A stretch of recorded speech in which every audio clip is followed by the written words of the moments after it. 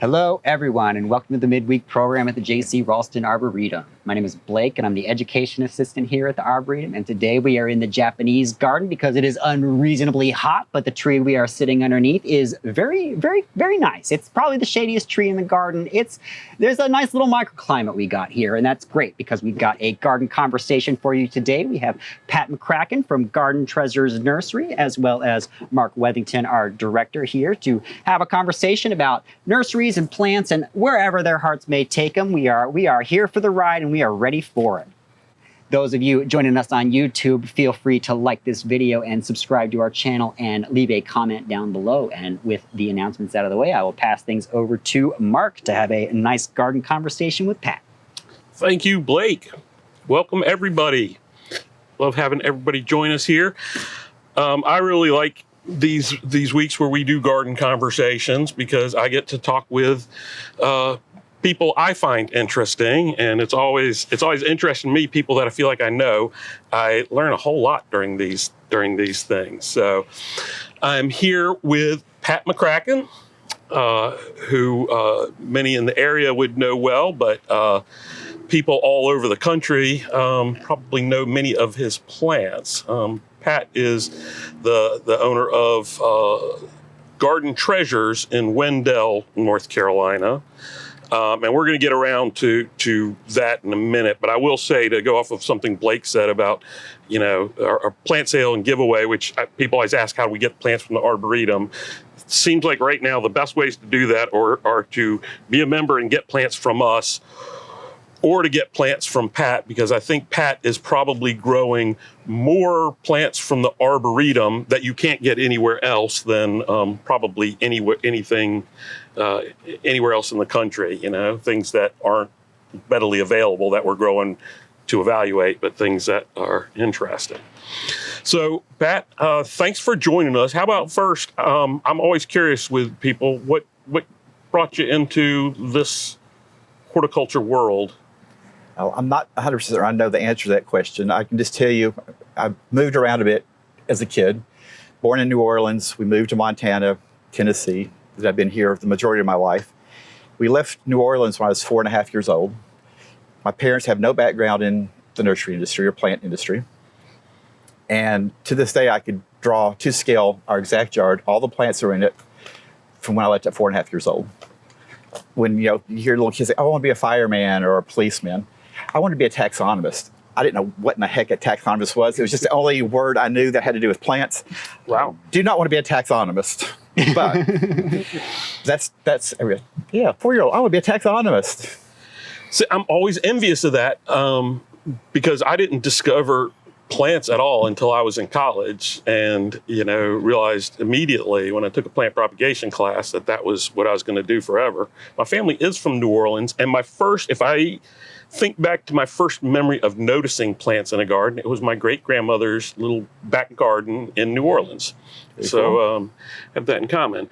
And so, I took a plant propagation class. That's certainly how I got to know you by reputation anyway, before we actually met, was as a propagator.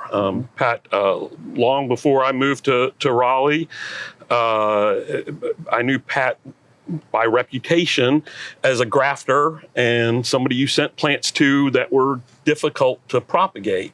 And that's propagation's an art as much as a skill. Mm-hmm. And certainly grafting is a skill and an art. But how did that come about? The grafting. The grafting part, when I was, I guess, my junior in college. A little bit back step though. I started school in chemical engineering and a dual degree in French. I wanted to work at a nuclear reclamation site in southern France. Don't want to do that. And I real quickly realized that the chemicals would make me sick all the time. I didn't really want to be in the lab all the time. And the school I went to was an engineering school. That's all they did. But they had this little tiny horticulture department, forestry, horticulture, crop sciences, all rolled in one. One instructor, 8 students. That was the entire department. So I convinced my advisor to let me take a couple of classes as just, my free classes I could take. So I went over and took a couple of horticulture classes. This is kind of cool. These people are kind of neat. There's only 8 of them, but they're neat.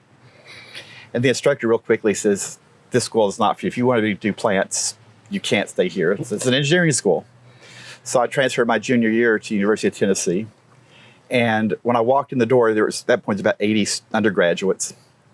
And I said, oh, they'll all be plant nuts. They weren't. There were no plant nuts. Fortunately, there was 2 other people there at the same time that happened to be as fanatical as I was. The instructors weren't. We were considered the outcast of the entire department because we like plants. But this is kind of weird. So one of my closest friends, we collected the same plants almost simultaneously as our careers. We started with orchids, the bromeliads, African violets. We had enormous collections of plants, all from way on early. And it was weird that we didn't know each other all those times. Our collections were almost exact mirror copies of each other. We drove the same make and model of car. Our keys were interchangeable. The interiors were different. But we'd steal each other's cars every day. We didn't know whose car we were in. It didn't make any difference. It kind of swapped back and forth. Our handwriting was identical. I couldn't read a thing she wrote. She couldn't read a thing I wrote, but no one else could tell our handwriting apart. So we were out there on the fringes. But we got into Japanese maples, and so that's back when Don Shadow was still in business at Shadow Nursery in Tennessee. And at that point, he had certainly the largest maple collection available to purchase. There were a couple bigger collections in the country, but as far as to be able to go in and buy them, he had the collection. Yeah. And it was a 2 or 3 hour drive from campus to get over there. So we'd save up every penny we could, and we'd convince the university to send us over as a class, and we go shopping basically. So we go and buy 10 or 15 maples and save up for a quarter and go back and buy another 10 or 15 maples. And they said, well, we got all these maples. We need to do something with them. We need to learn to graft. So Don was very, very helpful. He said, oh, come over. I'll let my grafter teach you. He was, I don't know, you know Harold Neubauer. Yes. One of the best grafters, I would argue, maybe on the planet. I don't know if there's anybody any better. Mostly because he thinks outside the box. Most grafters, oh, my grandpa did it that way. My great-great-grandpa did it that way. That's the way we do it. I'm not saying it's wrong, but it doesn't work a lot of times. And Harold was way out there. He would say, yeah, just because they said that's the way to do it, that's not necessarily the way to do it. So we went over on weekends and worked with them and slowly picked up at least the base knowledge. But to actually learn to be a good grafter, and people kind of laugh at me. I sit in my recline chair in my apartment with big piles of just little sticks and sit there basically was whittling. I'd be watching television, and it's muscle memory. Mm-hmm. So this was 40 years ago. My fingers, I could be in sleep, I could still graft. It wouldn't make any difference. So you just are just chopping till you get the absolute perfect feel for it. And I'm not talking about a few hours. I'm talking about hundreds and hundreds and hundreds of hours of not making grafts, just chopping little pieces of wood to learn to graft. I would say that Pat's joking, except for one time there was somebody, another nurseryman, kind of wild man, who came through, and we were here at the Arboretum, and he said, hey, I'm going to Pat's this afternoon. He's going to teach me how to graft, do some grafting. You want to come? So I rode over there with Robert Wilson, and we got there, we chatted, we looked around a little bit, and then you brought in a whole big pile of taxodium branches, and we sat there and cut on them. We never did graft anything. Nope. But yeah, so now this is one of the other things that I learned early on from you. With the first time I met you, I came down with Denny Werner, and what a great time in the industry, because it was 2007, 2008 when pretty grim. It was pretty grim with the recession and no housing, and so nobody buying plants and things like that. But you had just got in, I don't know, 80 or 90 adenium, tropical. Was it adenium you got? There were some. Oh, euphorbias. Euphorbias, yeah. That's right. Euphorbia milii. Yeah, 120 cultivars of milii. 120 cultivars. 2 or 3 of each. Have a problem. So it always reminds me of why I never grew hostas, was because just going down that road, there's just too many of them, and by nature I tend to be a collector. But I am a dilettante dabbling in collecting when it comes to it. When you get excited about a plant, It gets scary. It does indeed get scary. Yep. Fortunately, my crew kind of reels me in a little bit, but yeah, it could be really bad. Yeah. So, you talked about in college some of the more house plants, the orchids, I think. Wait, give me a progression of some of the obsessions over the years in collecting. Magnolias were certainly one. Yeah, it probably started with African violets. We had a next door neighbor where I lived in Tennessee, exactly to the almost the minute 50 years older than me. Just an old widow or widower, whatever the woman is. But anyway, I'd hang out with her after school, and she had a really good collection for a homeowner, and we were always taking cuttings and dividing stuff and passing it back and forth. So she had a lot of violets. So next thing I know, I had 600 or 700 cultivars of violets, too many. And of course, mealybugs like violets, and yeah, that's not a good thing. Yeah. So the violets kind of went away with the mealybugs. And then probably jumped into bromeliads. It was an enormous collection of bromeliads, thousands of cultivars and species. It was huge. I had no greenhouse either. So right. this all had to come into the garage in the winter or be stuck in the house. And cactuses at one point, huge collections of cactuses. Then conifers, Japanese maples, magnolias. And at a high point at magnolias, and there's still no collections even today, I think, that rival what we had. At one point, we had 950 cultivars of magnolia. At that point, the three largest collections in the world were about 350 different cultivars or taxa. I'll say taxa. There were some of the species. We absorbed all of them. And then pretty much, for a while, it was fun. I did 14 years of a lot of traveling, and I tried to take photographs of all the original named cultivars, of almost everything that existed. So unfortunately, that's all on slides. Has absolutely no use of anything today, so they're all long gone. Oh. But tens of thousands of slides of the old original historic cultivars. Yeah. And then we had that Easter freeze of, was it 2007-ish? 2007. So, Easter freeze followed by a 100-year drought. Yeah. So the freeze did it in. It was warm enough that most of our magnolias had about 3 feet of new growth on them. And we dropped to 14 degrees overnight. 950 cultivars dropped down to about 200 in one night. Completely obliterated the largest collection on the planet. And it took a long time to get over that one. Yeah. Same thing with my Japanese maples. They were planted in Tennessee for that horrible 1986. Was that the bad winter? 85, 86, we went to 26 below zero. Woo. And yeah, my maple collection of about 700 cultivars dropped down to about 30 in one night. So it's taken a while to get back into collections. Then it got into camellias, and once we broke 2,000 cultivars of camellias, I said that's enough. So now we're on the downsiding. We still have a huge collection, but now we're only adding super rare, really unusual ones that you can't find anyplace else. Yeah. So it doesn't end. It will never end. It will never end. I have infected Pat with a bit of my Akuba, my current Akuba. Oh yeah, we got Akubas. Yeah, we have a lot of Akubas. Well, there's a lot you have a lot of. That's just we have one a lot I of Akubas. empathize with. So yeah, pick a genus, we probably have a lot of it. I love it. Lots of taxodiums, lots of metasequoias, you name it. You mentioned traveling, and that's something that I know you love to do. Getting ready to go to one of my favorite places in the world that I know you've been to a lot. So what are some of your travel highlight places that you love, or places maybe you've only been once that you love, places you'd like to go?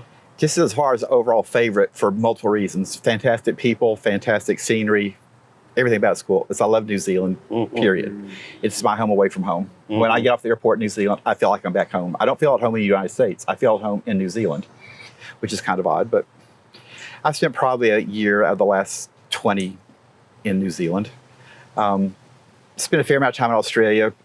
I like it, but New Zealand's hand down better. Spent a lot of time in Oregon. I spent 5 months out of the last 13 in Oregon. So it's my second home away from home. And I usually dread leaving Oregon to come back here because it's like, darn it, it's going to be hot. I flew back on the last trip from Oregon. I flew back on the 4th of July.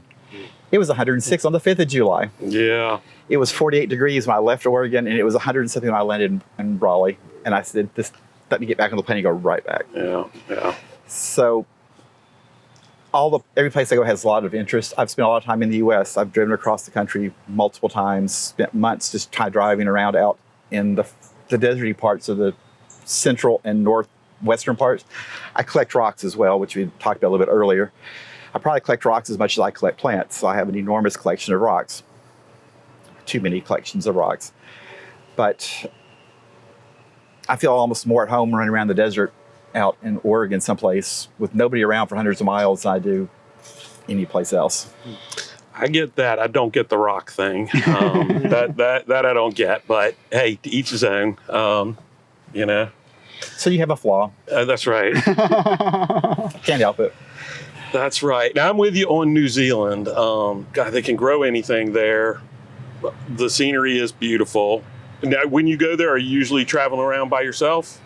On this next trip, I'm taking my nursery manager, and I'm also taking my research person. We're fortunate. We're a tiny little nursery. I mean, tiny nursery, but we have a full-time PhD molecular geneticist on staff doing 100% research. So it's mostly breeding, but tissue culture work, mutation work. So he's, as far as I know, he's got the largest camellia breeding program in North America. Wow. We've talked to other breeders, and they say, "Oh my God, your collection what you're doing is insane." We have one of the bigger species collections of camellia, so we have a lot of stuff to work with, which a lot of people don't have those opportunities. And our lab guy just walks out, and there it is. So he's going with us, and we're meeting with a molecular geneticist on the North Island of New Zealand who has similar background. She's a PhD in molecular genetics and work on some of the same crops. We're doing a big project right now with rhododendrons, and she's kind of, I won't say been there, done it, parallel, slightly divergent tracks. Mm-hmm. So we're looking at grafting for heat adaptability. I found an a good cultivar we patented 2 years ago of a rhododendron catabians that's almost disease immune. It's almost impossible to make it sick. So it takes our heat, it takes water, it takes whatever you throw at it, it doesn't care. So we're using it for understock now to try to grow the stuff off the West Coast that we can't grow, the Himalayan stuff, the things with leaves that are huge, the big orange flowered stuff, the things that we can't grow here. And so far we're doing pretty good. But I ran across this person we're going to meet in New Zealand. I met her in Oregon on the last trip and started chatting, and she's been doing the similar work with the same cultivar that our plant mutated from, the original. Ours is a more adaptable understock than what she's using, but she's been doing it for 30 years, and so you get some incredible heat adaptability. So we're going to go see her 30-year collection of all the species and stuff she's been grafting. It jumpstarts us 5, 6, 7 years. We don't have to do all the research of, are they compatible? Now we know will it work in our heat. So that's going to be really exciting. That is exciting, and that's something that I have often encouraged young folks who are looking at getting into, who are doing this, who are grafting. You know this, but a lot of people don't realize that, if you go out to apple orchards, there are different rootstocks. If you want a full-size apple tree, you put it on this rootstock. If you want a medium-sized apple tree, you put it on this rootstock. You want a dwarf one, you put it on this rootstock, and it adjusts the height of the tree. And that works for apples because there's so many of them. It's hard to make that profitable in the ornamentals, the landscape industry, because there's so many different plants. But there are some plants that make it worthwhile. I had always thought that if you could figure out rootstock that would do that for a Japanese maple, like full size or dwarf size. But rhododendron would be another one. If you can get a rootstock that is compatible with a lot of the plants people want to grow, that is root rot resistant, phytophthora resistant, I guarantee you in the spring, probably now, maybe not now, they're all dead. You could go into any garden center around here and find, Nova Zembla rhododendron, which is literally named for an island that's in the Arctic Circle. It's not one of the best plants for us around here, but people want that type of thing, those big flowers, big showy plants. And when you get into some of the species that, I know you and I both would crave growing. Oh yeah. That's a big market if you're not. Well, it's a niche market. It's a niche market. But it's a high profit margin. Yeah. We may only do, we know the collections where we can get 1,000 cultivars easy rhododendrons. We could probably do 2,000 cultivars. That's totally insanity. Yeah. I might do it personally, but we're not going to do it commercially. We're probably going to target 20, maybe 30 that are absolutely distinct from anything we can ever hope to grow here. Yeah. Get big trusses of bright orange flowers, so some of these bicolor things that absolutely cannot grow here, leaves that are 2 or 3 feet long. Yeah. Target those, do small numbers, high prices. There'll be a specialty crop. It's not going to be something you're going to go to buy at Lowe's or Home Depot. They'll probably be in this, small plants are probably going to be $75 a piece or so. They're not going to be cheap, but nobody's also going to have them. Yeah. So if you want a really cool impact for your garden, well, so that's where we can step in. We can't afford to try to produce 10,000 of a cultivar. That's just insanity. We don't have the ability to do it. Right. But we can certainly do 100 each of 20 varieties and just try to pick 20. Will they be the best ones in the world? Maybe not, but they'll be totally unique for you. Well, and hopefully you pick 20 of them and you do those 20 of them for a while, and then you change. phase some out, bring some in, and change things up. I think I know from my perspective that'd be pretty exciting. Yep. So you've had you've worked at nurseries. I think you've done some consulting, helping out with some issues with some like local nurseries, helping them.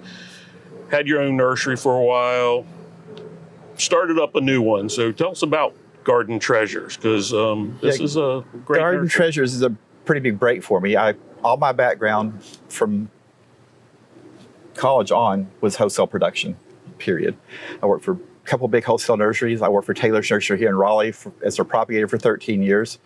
And that's one thing that first scared me when we walked in the door and Mr. Taylor says, "Can you handle the volume we have to do?"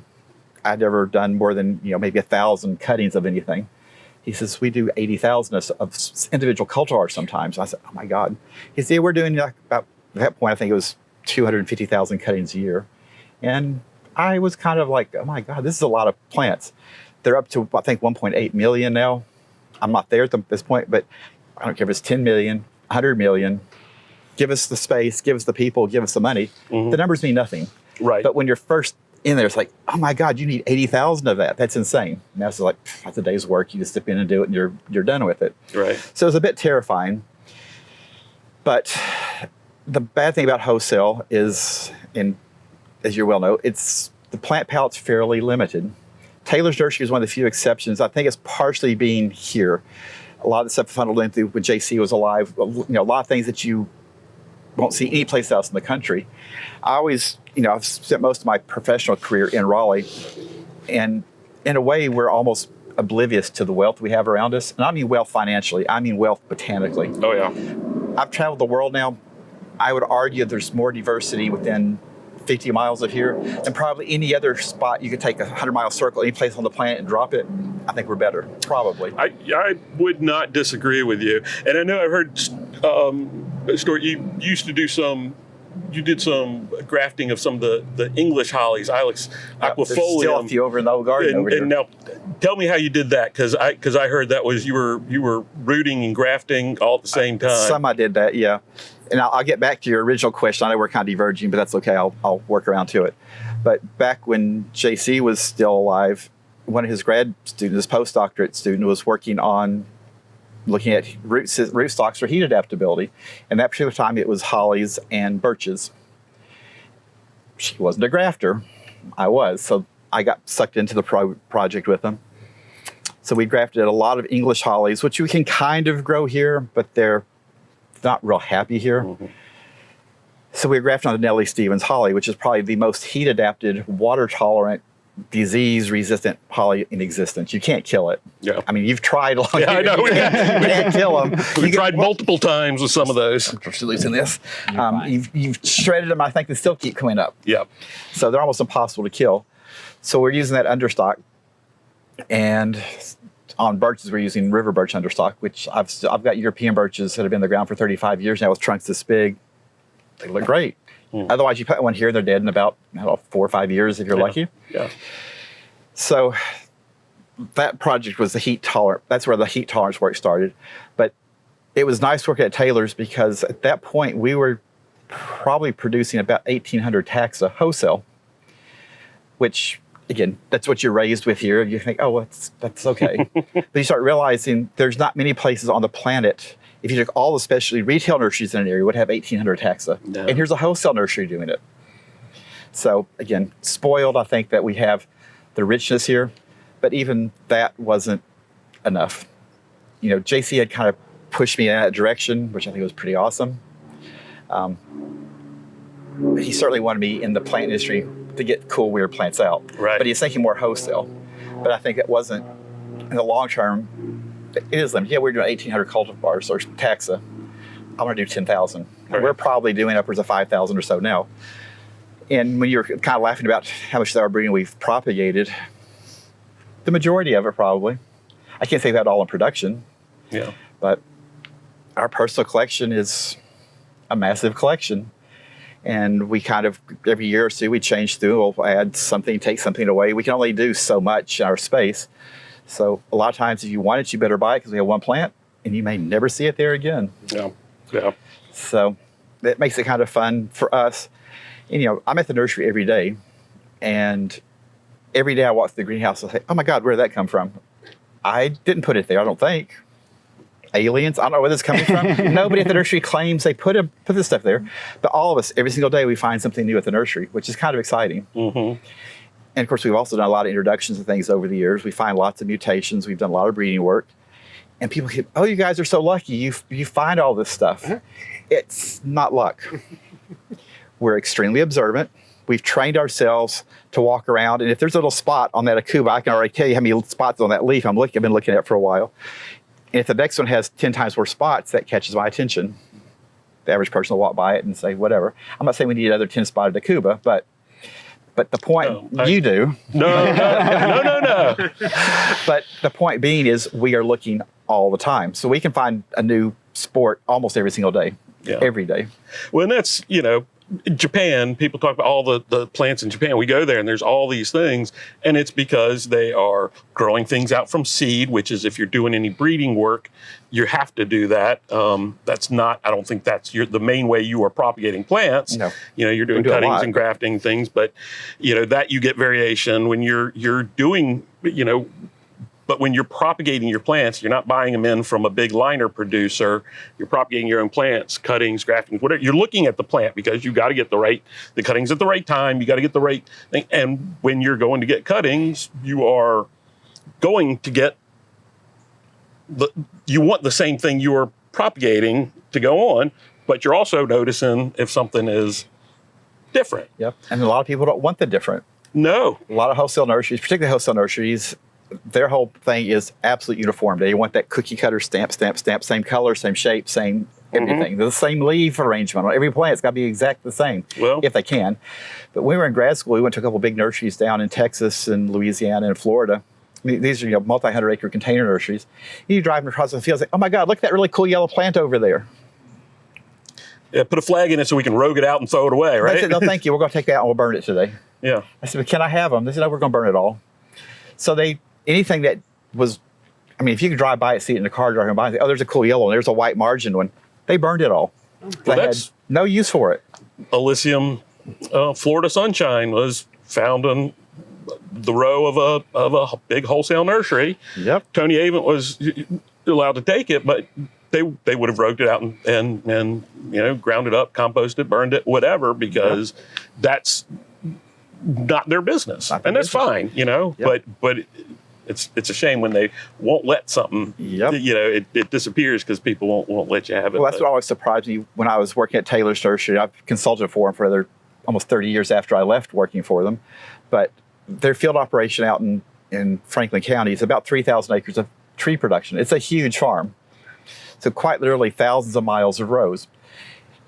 With those number of plants, you should find witches, little dwarf witches brooms, variegations, all kinds of weirdness. And I have driven through those fields and spent days, literally days driving through, and you see nothing. It's all uniform. So I asked the manager one day about it. I says, how is this possible? You can't grow this much uniformity. There's got to be mutation there. Oh no, the guys see it. They prune it all out. Right. And he said, I've told them to leave it alone. We want to try those. Their training is so instinctual. If it's yellow or variegated or dwarf or anything else, weeping, they cut it out immediately and destroy it. So you go through the entire 3,000 acres and it's spotlessly uniform boring. So for us, we had to go through and pull all the weird stuff out and leave the normal stuff behind. Right. Yeah. So. Well, it happens. So you have had some great introductions. You had a lot of introductions. Some commercial success. Stella Ruby Magnolia is a really great one. What are some of the other ones that? Our single biggest one is Sunshine Ligustrum. Sunshine Ligustrum. Not that I want to be known for Ligustrum, but it has paid for everything we've ever done. I built the nursery. It's paid for our research facilities. It pays for everything. So let's not go with success with the introductions. Let's just go, what are a few of your favorite introductions, historic and new, whatever, but ones that you like for whatever reason, the most? The Magnolia Stella Ruby you mentioned earlier is one of my favorites. And that was I didn't do the cross, but I had the cross done for me. I was out in Oregon, and there was a magnolia blooming there that we don't grow here. And I collected pollen from it and called a friend in Virginia. And I said, I knew he had another thing blooming that I wanted to cross it with. If I send this pollen to you, can you make the crosses? So great. So he got 200 seeds from it, which is excellent. Mm-hmm. And they were just little babies. I didn't want 200 of them. I didn't have a place to evaluate them. So I took 10 or 15. And he took the other ones and just spread them around different nurseries. Out of sheer luck, I got the best out of the whole 200.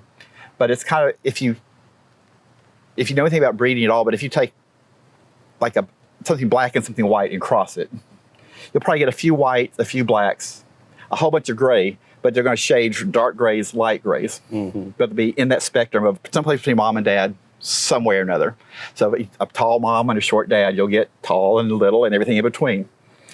So this is like you cross two magnolias and you got a giraffe. Where'd it come from? Mm. It doesn't match any description of the other magnolia. It has traits that I have, again, arguably, I know more about magnolias than most people. For better or for worse. That's my life. It's been magnolia. I said, where do these genetics come from? They don't exist in the other magnolias. No. So certainly they didn't come from the two parents. So it makes you really. Yeah. It's just, sometimes magic happens, I guess. You don't know. That's right. Sometimes you get It's been a phenomenal plant. It's been a little bit slow catching on, but we do have it spread around the world, and the numbers are starting to build. Another weird one, this is more just to finish the paperwork recently, but back 20 or 30 years ago, I was wanting to do a project on breeding pittosporums. Particularly, I was interested in some of the New Zealand stuff that we can't grow. Mm. I thought, well, maybe we can cross those with some of the Chinese stuff and get some of the cool colors, the silvers and patterns and stuff that the New Zealand stuff has that we don't have. And I don't think those crosses will work to begin with. And I just got tired of it. I said, nah, I don't really want to do this. So I gave all my collection of species seedlings away and sent one of them to a friend out in Oregon. Forgot about it. I did it 15, 20 years ago. Just forgot about even sending it to him. We were out there last summer. My lab guy was with me, and he said, I want to take cuttings off this plant. I said, it's a big hebe from New Zealand. We can't grow this here.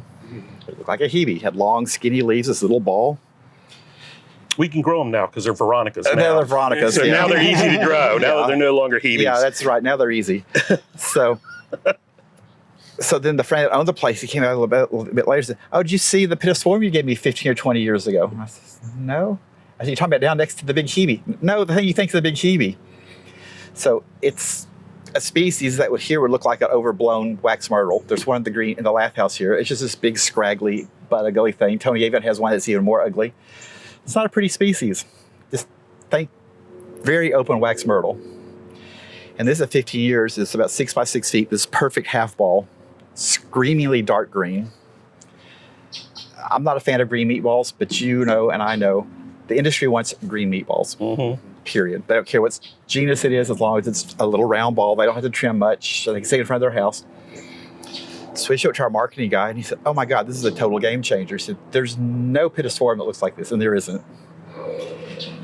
Yeah, it's a green meatball. But the amazing thing is you can stick an unrooted cutting, and get a sellable 3-gallon in 12 months. Holy cow. As a plant this big, that's a perfect green meatball. The production guys are going to love it. Is it exciting? Yeah, it's a green meatball. But it's a cool green meatball. It's a different look. It's got long, skinny leaves, and it's, whatever. But so that's interesting. But the one I really, really like, and oddly, I'm a woody plant person, but one of my all-time favorite plants is the K-Rex Feather Falls. A perennial. I don't do perennials per se. I didn't know that was yours. No, Feather Falls is not mine. Oh, okay. I was going to say. No, but it's made it into my top 3 to 5 all-time favorite plants, period. And that's of all the woody plants in my background. So that says a lot for a perennial to even break into the top 1,000. To make it into the top 5 is just unheard of. We found a sport that we've patented now that will blow Feather Falls out of the water. It is almost pure white. It is stunning. And vigorous. Didn't you say vigorous? It grows like a bat out of hell. We're building numbers. We had one plant 2 years ago. We've already got thousands already. It builds stock like you can't imagine. And it has the appearance in the garden of being almost white. And it just thrives. It might be the prettiest plant I've ever found. Ever. And we'll take that worldwide. We've already got it in Europe, building stock there. We'll get it into Japan and the rest of the world as quickly as we can. It's pretty exciting. It's a perennial. I know it's almost a dirty word for me to say perennials. That's Tony's palate, I love them not all. mine. He grows plenty of woody plants. He does. Tony and I kind of have a rule. He does perennials, I do woodies, and we both trade plants back and forth. So, but yes, he does a lot of woodies, and we do a very small number of perennials. Very small number, but that's pretty exciting. That is neat. Now, one I love that we had to move it and we lost it that I love was the gold leaf wax myrtle, Myrica soleil. Yep. Don't name things French names. We don't. Us Americans don't. You may have been double majoring in French or whatever. And I didn't technically pick out the name. Jim Berry down at Flowerwood Nursery picked it out. And it was patented, and I think the best it ever did, we made $35 one year on it. Nobody ever picked it up. And that was an intentional. We were growing about 10 million seedlings a year at Taylor's. That's a lot of seedlings. Yeah. Just incredible numbers. And of course, we were crawling through when they were half-inch tall looking for anything weird. And there'd be, out of 10 million, you'd find maybe 10 or 15 yellow ones in a year. There wasn't many. We never found a nice white margin one ever. I don't know, maybe they don't exist. We're hoping they would. But that was our best yellow at that point. It was doing pretty well. And I thought, and wax myrtle was the single number one biggest selling plant we did at Taylor's Nursery. Yeah, it was boring. Really? We had a conversation a little bit earlier about natives. That was a native that was being planted en masse by the Department of Transportation. Every place. Yeah. I don't know how many we were doing. I know just in 3 gallons alone, we were doing at least 50,000 3 gallons. And we were doing from seed to sell in about 7 months as a finished 3-foot plant. We had the suckers pegged on how to grow them. I thought, a good name variety has to be the best selling plant on the planet. Totally wrong. Missed that one completely. I think you were too early. Probably. I think it would have more luck now. We have a much better one now that we're looking at. It's much more yellow, intensely yellow, slower growing. It's hands down the best I've ever seen now. But it's kind of left a bad taste in my mouth of, we spent a lot of money, a lot of effort, and we had it worldwide. And we did, the best year I think was $35 or $36 in royalties. Well, even if you don't patent it, don't dump it. Like we were talking about, don't let that thing sleep out. We need it here. I'm making a list of things. It's one of the more yellow plants I've seen. I think that's a plant that is due for a resurgence. I hope, but I would have thought of all plants, the biggest selling crop we had, you think that would be a home run. It was not. Interesting. So I guess it didn't fit that green meatball. It was a bigger thing. I guess that was the problem. But I thought, it's native. It's totally different, unique. It'll sell like crazy. Well, nobody bought it. Those big selling things are not always, people aren't looking for unique forms of those ones, I guess. If they can't make little green meatballs out of it, they don't want it. Yeah. It could be a yellow meatball, but as long as it's a meatball, they don't care. Yeah, well, that is a shame. Now, I do, one of my, we all have our lists, some longer than others. And there's a plant that has been on my lust list that I'm getting it on camera, that I'm asking you to look for it. I won't. We probably already have it in production. we have 10,000 of them. It's a New Zealand Pittosporum. Pittosporum dahliae. Never heard of it. It is absolutely a beautiful plant. When you're in New Zealand, Go keep an eye out. Dig one up and bring it back and get arrested at the border. No, but get it at a nursery, have it inspected. Have you tried to ship stuff out of New Zealand? I have. It is not easy. It is not easy. It's almost impossible. Australia and New Zealand are almost impossible to ship out of. Into even more impossible. Right. Out of right at the edge. Into I get why it's so difficult. I don't know why it's so hard to ship out of there. But yes, it is hard. So you're not doing a plant. This is not a. No. This I'm is not going to do seeds even. My crew is a bit upset. Well, we're going to bring plants back. Says, not with me or not. I'm not doing it. If you want to do it, the last time I did was about 20 years ago. To get one little shoebox back, just the inspection cost was $1,500 for the inspection. Just the inspection part. Now, it wasn't that bad when I was there. But the problem is here, our inspections are kind of part of our state. They've gone up a lot. I think they're like $115 something now. It's just a flat. If you do one plant, a million plants, it's $115 or whatever. New Zealand, their inspectors are all private. They're not government employees. And you have to pay them for everything, period. And it's at a pretty high rate. The problem is where I was and could be wasn't close to an inspector. So you had to drive 3 hours to where I was. That's all being billed at full price. Yeah. Took 4 trips to do it all. So, and on top of that, since I was collecting plants from all over the place, they can't be grown in the ground. That's a big no-no. There's some problems they don't want coming from the U.S. from any soil-borne thing. It has to be grown in a container. So he couldn't take my word that I had bought it from a garden center in a pot. He said, I have to see you bare root it.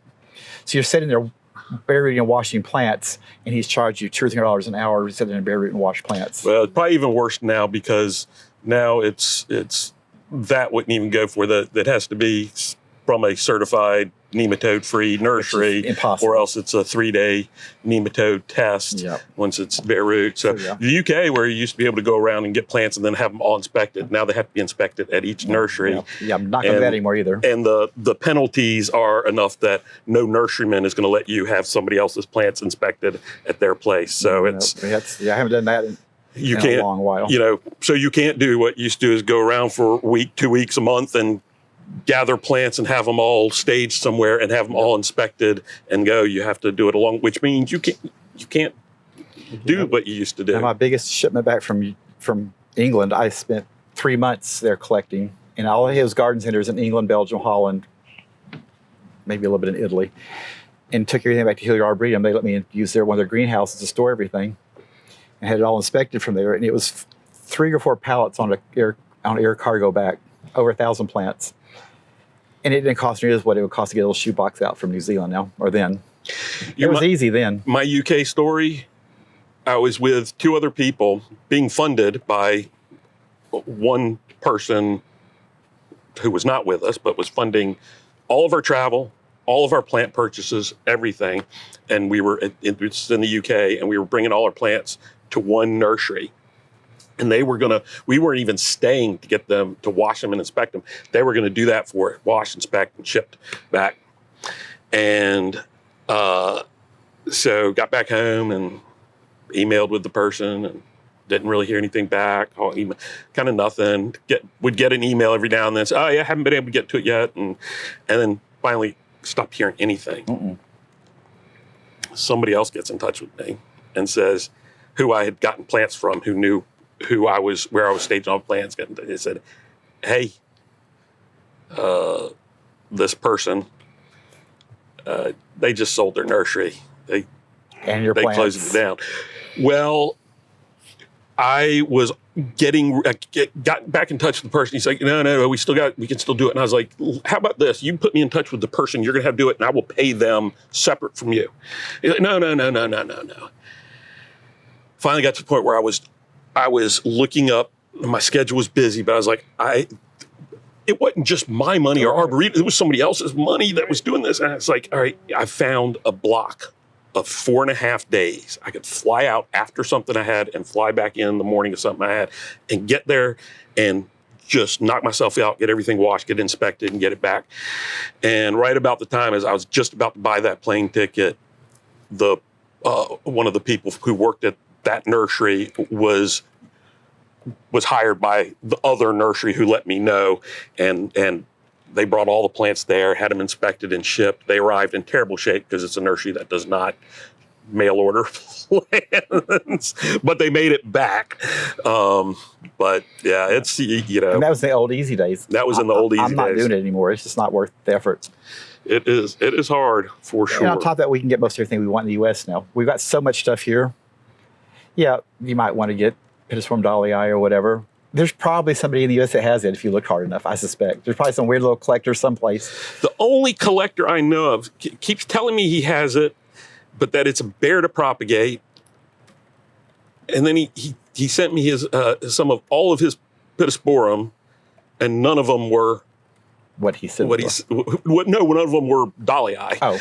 They were all. I don't know if you remember that from being around the Arbor. There was a period where there were a whole bunch of different Pittosporum post Todd. I'm not talking, but a handful of years ago, mostly all gone because mostly have all died. But that was from that. Although I do have a really nice tenuifolium still going at my house. That's an really easy nice. one. Yeah, it's an easy one for us. Some of them are easy. Some tenuifoliums. We got 2 or 3, but then okay. All right, so garden treasures. We started there. I kind of looped around, got in some other areas. Garden treasures, for those who are local, you're not open all the time. When you open? Right, we're open Fridays, Saturdays, 9 to 5, Sundays 1 to 5, and that's year round. Year round. Or by appointment. Or if you have to be really, really local and drive by and the gate's open, but don't just go randomly driving by if the gate's open, you're 2 hours away because it might not be open. It's about a 20% chance the gate's open. And even if it is, there might not be either. They can help you. It could be a production person that isn't real helpful, but you never know. But otherwise, just those 2.5 days a week or by appointment. And the walk-in site is a different business than our mail order, our website. Right. So there's a lot of overlap because we do propagate from the same facilities. But a lot of 3-ounce stuff is things that just either grow too fast or just not suitable for mail order. And vice versa, the mail order, a lot of things are just so horrifically slow that there's zero potential to grow them as a landscape plant in a bigger pot. So mail order is strictly mail order. You have to ship it. We ship stuff 5 miles away. We have people say, well, we live 2 streets down. I said, yeah, we'll be glad to put in a box and we'll mail it to you 2 streets down. And our stuff at the walk-in nursery, we will not ship it to you. It's too big. Don't ask. Right. We won't do it. So that's one thing you need to know is that if you look at our website, that is not what we have at our walk-in site. There's maybe a 70% overlap, but then the other 30% of both are totally different. And it is a great list of plants. It's really, really interesting things there. There can be a lot of weird stuff. You're probably one of the last people who should be doing mail order because when you're talking about moving these, 7 months to go from seed to 15-gallon plant, whatever, I don't know that I've ever seen somebody grow plants in a nursery setting quicker than you, get size on plants like you do. I don't know what you do. We are fast. But you move plants fast. Yeah, I think a lot of it is, we pay a lot of attention. So we have one guy that he does all of our watering. He does a lot of other stuff too, but he checks. He doesn't just walk on and say, oh, it's sunny today, let's turn the water on. He'll walk in and he'll say, this spade needs to be watered. This one doesn't need to be watered. So it's kind of like at Tony Avens where they're going around hand watering. We can't do that, but we can break it down to lots of, we have about 30 different zones. And he may say, that one needs 5 minutes today. This one needs 30 minutes tomorrow. So it helps when we can really watch our water closer. That's a biggie. But we also keep a top on all of our greenhouses. I learned that from John Hoffman up in Rougemont with the grasses. Mm-hmm. He made a comment to me several years ago. He said, if you get rain on plants, you have no control, especially on grasses. They all die. Mm-hmm. They need to be kept dry. So he said, I would never have a greenhouse with a top on it.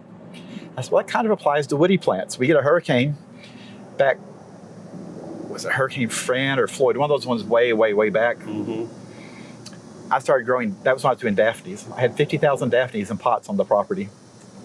The next morning, 12 hours later, I had 0 daphnes. These were on fabric, raised gravel beds in well-draining bark and perlite. They drowned. We had 14 inches of rain in 7 hours. They couldn't tolerate it. Yeah. So now all of our greenhouses always have tops on them, period. Almost all. We have a few we don't care if the rain gets on them. They're tough. They can do whatever they want. So we completely control the water. So it might be pouring rain outside. We still turn the water on inside because it's dry. Yeah. And we also put the walls up on the houses before it gets too terribly cold. So we let the houses go down to 35, but we never let them freeze. So our growing season is 3 to 4 months longer than what you have outside. Yeah. We normally push plants up until just before Christmas. Then we let them have about 6 weeks of 35 if it gets that cold, 42 to 35. And by middle of February, we're pushing back into growth again. So commercial camellia growers, for example, get 1 to 2 flushes a year. We get 3 to 5. Yeah.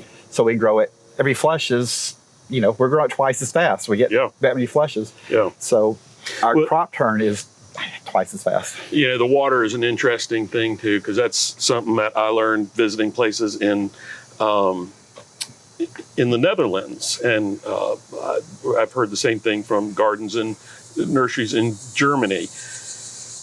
Here, the low man on the totem pole generally is the person who's got to water, because nobody wants to water. Nope. Nobody wants to water, but that is, you got to be working at a nursery for a long time before they let you have put a hose in your hand, because it's watering, as you know, maybe other people do. If you have a flat of plants, this outside edge that's on the south side may need water, while this north side may not need water at all, and you may rot out plants if you water it. You've got, it really is pretty idiosyncratic, and this. But you tell it to industry, and their eyes glaze over. Right. Well, it's because my grandpa did it, and that's the way I'm going to do it. And again, does it work for you? Yeah. Can you do it twice as fast? I can teach you to do it twice as fast, but you're not going to listen. I mean, you, industry. No, yeah. That's important. All right. We're getting to the end of our time. We've been having so much fun. Sure. There was a handful of questions. Do you have a name for that fancy carex that came off of Feather Falls? Not yet. Cool, that's fine. There was another one. Is it possible to bring seeds easily in from the UK? You can probably answer that. It is illegal to bring in any plant material that you do not have permits for. You can get a permit from the U.S. Department of Agriculture Animal Plant Health Inspection Services for seed. If you have that permit, seed can be shipped in. It has to be shipped to the USDA inspection station, and then they will inspect it and send it on to you. You can do that. You don't have to have it inspected in the UK if you're getting seed, but just having seed sent to your house straight away with no permit, not going through the USDA, is illegal. Okay, and then one quick one from Jared. He wants to know if you were the mastermind behind propagating the mountain dove Daphnophyllum. Yeah, I want to mention that back, I don't know when JC brought those in for the country originally, 35 years ago. Mountain dove wasn't one of those. That was post him. He brought three in. Yeah. And they were little bitty plants, and he paid an ungodly fortune for them. And he handed them to me and said, "Here, propagate these." And I said emphatically, "Hell no, I'm not doing this." I said, "I don't know how to propagate the green one, so let me play with the green one." And that's back when Tom Foley was here. And he said, "Well, we've had a little bit of luck rooting green seedling ones." I never got very good even just rooting the species. It's not easy. Mm-hmm. So I said, "Well, I'll try to graft." It's saying to take the top off a green and put it back onto itself. Zero. Budding, grafting, you name it, year round, zero. And I said, "I'm not going to touch your expensive plants. I'm going to kill them. I'm not going to do it." I played off and on trying to do green on green for almost 30-something years. Could not get it figured out. And all of a sudden, I don't know, I had a dream in the middle of the night. I don't know, aliens invaded me. I don't know what happened. But it's like, this is the most stupid thing I've ever heard of in my life. And I'm going to try it. And it worked. I'm not going to say what we're doing because it's very proprietary. But You've told me. It's as anti what you think you should be as you possibly can get. And so we are getting big numbers on, we've got the yellow centered one, that Kimadori Nakafu. We've got pretty good numbers on that. We've got, I don't think it has a name, just the large macropodum with the white margins. I don't know if it has a name. Yeah, I don't know. And of course, we've got lots of mountain dove. So they're all on our website. Fukurin is probably, which just means margin. Yep. So we got all three on our website this year. I don't know, anybody else has hardly any of them available. And we've got a good number. Well, Ted Stevens had luck one year with mountain dove, which for those who don't know, Daphnophyllum is a beautiful evergreen shrub. Mountain dove is incredible variegated form of it. I mean, it is one of the most asked about plants in the garden. Ted Stevens had near 100% success grafting one year. He had figured it out, came back, he's done everything the same, and has almost 0% since then. We've done 3 years in a row. We had 80% one year, about 30% the next year, almost 100% the next year. So I think we've got it figured out now. So we're getting the numbers up. Even at 30% was way better than anybody was doing before. But when you see the price, you're gonna have a heart attack. So I'm just saying, if you go to the website, be sitting down and preferably be really drunk and order a bunch of them, because you're gonna need a stiff drink to buy them. But nobody else can produce them, and we came to the conclusion that we don't have to produce it. It's too difficult. It took 30-something years to figure out how to do them. We either get the price or we're just not going to grow it. It's that simple. Yeah, no, I think that makes sense. The way people talk about it to me, they're pretty willing to pay any price. That's good, because that's what they have to do. That's what they have to do.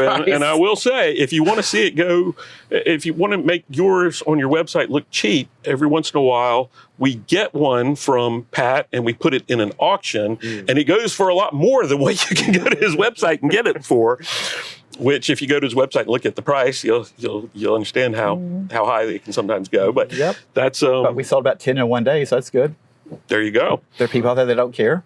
Yeah. And also, really exciting. We finally were getting ready to put them on the website this week. We've been working for years to get our stock up and figure out how to do them, but we're going to have the Edgeworthy Acubonos. Finally, we have nice ones. I think we've had to grow the darn things. So we have. Is that because of the rootstock you have it on, or we're not grafting them. We're rooting them now. But the problem is, they ever get the size of a cutting we needed. That a big plant makes cuttings the size of a toothpick. They just doesn't grow much. Yeah. So we actually grafted some on really high, like 4 foot tall standards on some snow cream, some big heavy snow creams, and we pushed out plants that were 3 feet across in one growing season with cuttings the size of pencils. So we took these really big cuttings. We still got horrible percentages. I think it was about 700 cuttings. We got maybe 50 plants sellable out of that. Yeah, so it's still horrible numbers. I still can't grow that darn thing in my garden. But it's better numbers than anybody else is getting. That's the nice thing about the Daphnophyllums is once you got it grafted and growing, they're easy. It's a rock star in the landscape. It's getting them there. Yep, that's kind of those bragging right. Not many gardens have them. So we said keep going back. So you're open 9 to 5, but then mail order, and do you ship year round? Yes, we do, but kind of no. We, right now we can't ship any West Coast. We're almost 3 months back to my West Coast because it's too hot in the middle of the country. Yeah, it all goes by truck, and it's 110 degrees across the whole middle part of the country. Right. So we just let people know we can't ship until it cools off. So we're just holding orders. And same thing in the winter. We don't ship into areas that are going to be, we'll ship in the southeast all the time. Right. And we'll usually do the Southern California through the winter, because those trucks tend to go through Texas and south. But anything that goes north, we won't ship to Washington in the winter, and we won't ship to Washington even now. Right now the West Coast is nice and cool, but it's just this ungodly huge area in the middle of the country that's just absolutely baking. Yeah. Awesome. Were there any other questions? I said one final question. I'd rather my words not be made false. Let's do your rapid fire questions, Mark. All right. Well, let me see if I can. Rapid fire questions? Yeah. Uh-oh. It's okay. I believe in you, Pat. You can do this. All right. And you got to do it without thinking. Just boom. I never think. So right, there you go. Favorite plant? Daphnophyllum. Variegated Daphnophyllums. Most underrated plant? Variegated Daphnophyllums. Make it real easy. Answer for everything. Plants you killed the most time? Holy cow. Certainly magnolias, but I can't, not any specific one. Any of the Himalayan ones, just Himalayan magnolias. Yeah. I've killed every one I've ever got my hands on. But Himalayan blank. Himalayan anythings, yes. Favorite garden book? I don't read much anymore. So it's hard to say. Well, I don't have there's time. some old ones. Doesn't have to be a new one. Probably the most inspirational to me was J.D. Vertree's, the very first Japanese maple book. I memorized every word of that one. When I finally figured out horticulture, I was going to be a Japanese maple nurseryman. Yep. That's what I was going to do. That or Hortus Third. They were both, the old Hortus Thirds were pretty awesome. All right, your favorite garden tool? Paws. I like Hands. it. I like it. They're mobile. Mm-hmm. You have to drag them around. So encourage everybody to go visit Garden Treasure's website. Also encourage you to come visit Garden Treasures. There's incredible, the driveway in is just lined with jaw-dropping plants all the way down it that you gotta get to. There's some amazing things there to check out. And what you're growing is all kinds of things. We've talked mostly about woody plants, but Garden Treasures, you can get tropicals. Oh yeah, we do all kinds of. We don't specialize in any one thing. We do a lot. One thing just I'm looking at right here, I want to mention real quick, is we finally broken the key on dwarf loblolly pines. We can produce any quantities now. We're going to start doing clonal ones. Oh, nice. And do for landscapes, like little ball ones and the whole bit. We figured out the whole bit on loblolly pines. So we've got hundreds of these really cool dwarf genetic loblolly pines that we have in the garden now. Awesome. That's what we need. They're really awesome. It's one of the coolest. That is one of the cooler plants. It is. It's fantastic. Yeah. It's taken 30-something years to get that one figured out too. There you go. Yeah. Well, this has been awesome, Pat. Thank you so much for joining us today for this garden conversation. Thank you, Mark, of course, for leading us through this. This was a really good one. I'm grateful for both of you for being here. We rambled. Today. That's what we're here to do, man. We're here to ramble about plants, enjoy plants, share our love for plants. We checked all those boxes and more. So this has been absolutely wonderful. Thank you, everybody, for joining us today. We will be back next week. Of course, I haven't looked at what we're doing next week, but I assure you we're doing something next week. We, in fact, are going to be doing Dennis, our curator, his top plant picks for the month of September. So that should be lots of fun. We hope you all will join us for that. We'll see you all next Wednesday at 3. Y'all take care. Okay, we're muted. We're good. Yay. Well done, Pat. That's taking me to the back and load up plants. I need some more plants. Yeah, you Some do. more plants. Yeah, Plants. What have you got good? I need good stuff.